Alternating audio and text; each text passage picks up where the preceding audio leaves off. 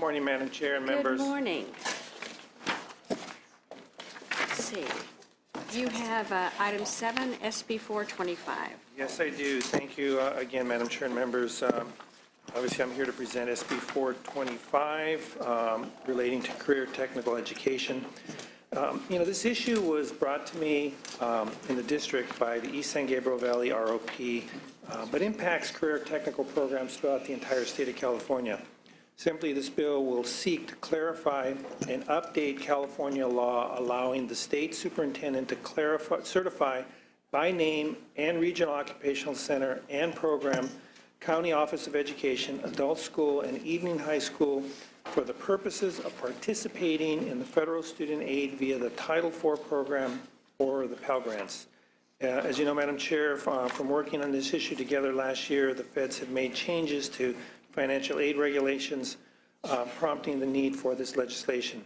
Again, among other things, the federal regulations require post-secondary programs to be authorized by name in their home state and show that a formal student complaint process has been established. And programs like the East San Gabriel Valley have been participating in Title IV for many years, but new regulations now jeopardize that status. I have witnesses with me to acknowledge the committee's recommendations and as before you, but also acknowledge that the vote will not be held today, instead for the next few weeks to perfect the language to ensure it addresses changes that the federal requirements. So this will be discussion only, and I understand that the vote's going to be in a couple of weeks, vote only. So with that, I have some individuals like to speak in support of the measure, and I respectfully ask for an aye vote. Thank you, Senator Hernandez, and we really appreciate working with you and in support of the bill.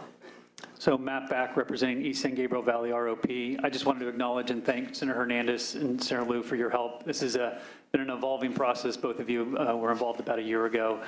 It's been somewhat frustrating for us because it's been difficult to identify exactly what the language needs to say to satisfy the requirements. We've been juggling with a few various departments, both federal and state, but we look forward to working with them. We look forward to working with you, and I just wanted to introduce our superintendent, Dr. Laurel Adler, to say a few words. Thank you. Thank you. Good morning. Good morning. Yes, I'm Laurel Adler, Superintendent of East San Gabriel Valley ROP, and we want to first of all thank both Senator Liu and Senator Hernandez for support of this bill. We are a joint powers ROP and forming 7 districts in the San Gabriel Valley, established in 1973. And our organization has been approved for federal financial aid since 1995, so that's 20 years this year. And we serve high school students and adult high school graduates. And particularly for the adults, we train only in those careers, and we're only allowed to train that have a good labor market and good placement statistics. And in the last 4 years, we've trained approximately 6,000 high school graduates and placed approximately average of 85% placement. And these are in high demand occupations, particularly in Southern California, a lot of them in the medical area. And they're the entry-level certification that can get you a job and get in the door while you're earning a higher level certification at a community college. So there's a career ladder and a stackable certification aspect to this, and we're the first step of that. Currently, approximately 27 other ROPs, county offices, and adult schools are either currently approved for Pell or in the process of approval. And when these new guidelines came out in 2012, they froze everybody wherever they were in the process. And ROPs, county office, and adult ed are already authorized to offer these programs. They're authorized through CDE. And so this is basically a language cleanup so that it's in line with the U.S. Department of Ed language. And we're addressing specific ed codes that already exist at the moment. And the issue is that it's going to, this waiver that California has had for the last 2 years from the U.S. Department is going to expire on June 30th. And they have said they will not do another year's waiver. And so the problem is that these existing programs, and approximately 12,000 students in California, are in jeopardy of being able to lose those student financial aid that helps them complete this first level of certification, get to work, so they can then complete their education at a community college and hopefully a CSU too. And so we thank you all. It does have an urgency clause because of the fact that the U.S. Department has said they won't renew the waiver. Thank you. In support? I'd like to introduce Elia Evans, and she has, if you have any questions on financial aid, she's our administrator in Okay. charge of student aid. Thank you. In support. Good morning, Barrett Snyder, on behalf of the California Association of Regional Occupation Centers and Programs, in strong support of the bill. Thanks. Thank you. Others in support? Good morning, Madam Chair and members. Pat Whalen, Ellison Wilson Advocacy here on behalf of the Southern California Regional Occupational Center. I'd like to echo the comments of the superintendent. We also are a Joint Powers ROP, and we're in strong support. Thank you. Good morning, Madam Chair and members. Lee Angela Reed on behalf of the Butte County Office of Education and the San Joaquin County Office of Education in strong support. Thank you. Leticia Garcia with Riverside County Schools in support. Thank you. Bob Blattner for the Colton Redlands Yucaipa ROP JPA with hundreds of students, millions of dollars on the line. And I think it's just important to note these are federal dollars. They aren't coming out of the budget in the state. Thank you very much. Great. Thank you very much. Any others in support? Any opposition to the bill? We didn't receive any. Any questions from members? Okay, no questions. We're not going to take a vote, but we expect to have a vote only on April 22nd. Hopefully, will there be some more clarity about what we should include in the language to make sure that we are all eligible and successful at this. So Yeah, would you like to close? Yeah, Madam Chair, thank you for allowing us to present in front of your committee and also for working with us to make sure we clarify that language to satisfy the the feds. And I'm looking forward to a vote on the 22nd. Thank you very much. Thank you very much. Okay, Senator Hertzberg is probably busy with his own committee. Yes. And Senator Pavley, She's on that committee. she's on that committee. Okay. And Senator Jackson?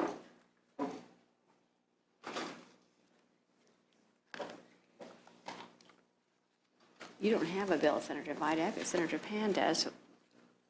Oh, and Senator Hancock does too. Let me see.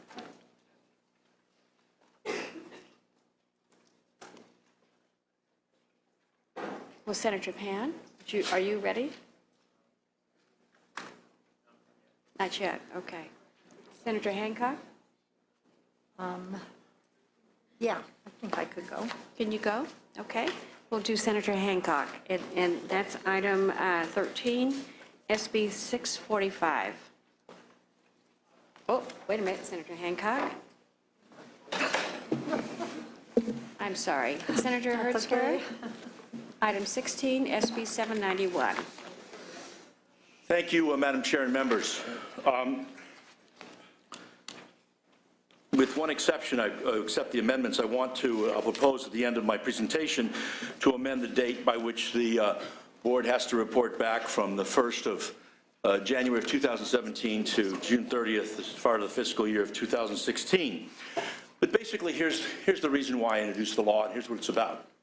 The State Treasurer's Office administers the Scholarship Trust Program in California. That offers Californians a tax advantage both for college tuition programs, both at the state and the federal level, both deferral for the state and federal tax-free benefits. In large measure, the program benefits mostly the wealthy, people that have lawyers that tax plan, that want to put money into 529 plans. 62% of the accounts are for folks over $100,000, and the vast majority of those are for people that earn over $200,000 when you do the diagnostic with respect to scholarship. So, and only 9% account for people under $49,000 in terms of what the scholarship is. So how do we get kids to go to school? How do we come up with inventive and creative ways that don't use taxpayer dollars, but enhance the ability of kids to go to college and to vocational education programs? We know from national studies, the Center for Social Development, that low and middle income students with up to $500 in a savings account, set forth in the analysis, have a 3 times greater likely chance to enroll in college or a vocational program and 4 times more likely to graduate.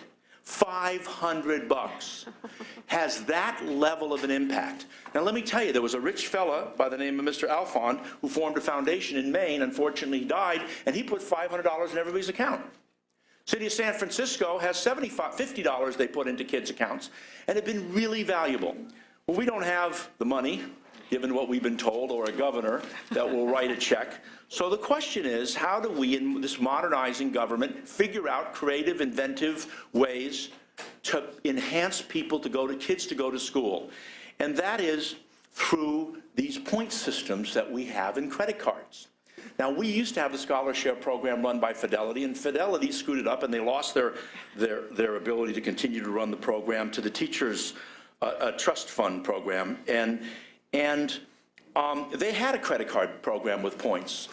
But of course, they only used American Express, which both merchants don't like because the merchant fees are too great, and poor people don't have access to, don't really use American Express. 4,700 credit cards were issued. So the argument is, well, it already exists, so we already have that. Well, guess what? Alabama's kicking our butt. They've got a program. Illinois has a program. Massachusetts has a program. It's unbelievable what great marketing people have come up with in order to come up with these point systems, and how much the system has changed in the rewards program. Since 2010, the number of people with credit cards with rewards programs have doubled. 39% increase in the subprime market because there's access to folks in the credit card world. So the bottom line is that if you were to take these, translate these into dollars, have these points deposited into these accounts, you could raise a lot of money. And the idea is not just the kid or the parents, but it could be the aunts or the uncles or the neighbors, the godparents, or whoever it might be who could sign up for these programs. In some other states, which I'll talk about in a minute, have done that. Now, what does that mean? If you have a card that pays back 2% and the person spends $200 a month, that's basically $50 a year in points, giving a low program, and I'll give you some other examples. And using the Scholar Share calculator, which you go online and look at, and you look at all the various investment programs, and using the low dollar investment amounts of what you could do, you could now open a Scholar Share account with $25. And if you just simply got those points at $200 a month and $50, you'd have $1,934. Proves the point in terms of kids going to school. Not a dollar of taxpayer dollars, a creative approach to figuring out how to do that. Now, as I said, the program didn't exist. We only have 4,700 folks now because what we've done historically, and now we've stopped it, it's like the idea of selling Stone candy bars. Well, we didn't sell a lot of them. Well, a lot of people don't eat Stone candy bars. There's a lot of examples where it says, well, the system didn't work. It didn't work because it didn't know what to do. And let me tell you, we have what's called the Sallie Mae program, which is the Student Loan Marketing Association by the federal government. They operate a program called UPromise. 400,000 credit cards. 400,000 credit cards.